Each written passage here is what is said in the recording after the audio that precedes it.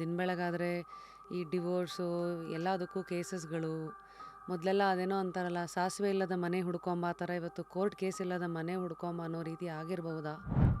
ಆಗಿದೆ, ತುಂಬ ಆಗಿದೆ. ಬಟ್ ಇನ್ನೊಂದೇನೆಂದರೆ, ಕೋರ್ಟಲ್ಲಿ ಇಷ್ಟು ವಿಳಂಬ ಆಗ್ತಾ ಇರೋ ಕಾರಣಕ್ಕೆ ಸುಮಾರು ಜನ ಕೋರ್ಟ್ಗೆ ಹೋಗೋದೇ ಬಿಟ್ಟಿದ್ದಾರೆ. ಬೇರೆ ವಿಧಗಳನ್ನು ಉಪಯೋಗಿಸ್ತಾರೆ. ಬೇರೆ ಅಂದರೆ ಏನು ದಾದಾಗಿರಿ ಮಾಡೋದು, ಪಾಲಿಟಿಷಿಯನ್ಸ್ ಹತ್ರ ಹೋಗಿ ಸೆಟ್ಲ್ ಮಾಡ್ಸೋಕ್ಕೆ ಪ್ರಯತ್ನ ಮಾಡೋದು, ಓಹೋ ಇಬ್ಬರು ಜಗಳ ಮೂರನೇ ಲಾಭ, ಓಹೋ ಅದೆಲ್ಲ ನಡೀತಾ ಇದೆ. ದೊಡ್ಡ ದೊಡ್ಡ ಕೇಸುಗಳಲ್ಲಿ ಯಾರೋ ಬರ್ತಾರೆ, ನಾನು ಸೆಟ್ಲ್ ಮಾಡ್ತೀನಿ ಅಂತಾರೆ, ಅವರೇನೋ ದುಡ್ಡು ಇಸ್ಕೊಳ್ತಾರೆ, ಔಟ್ ಆಫ್ ಕೋರ್ಟ್ ಸೆಟಲ್ಮೆಂಟ್. ಅವರು ಒಂದಷ್ಟು ದಬಾವ್ ಆಗ್ತಾರೆ.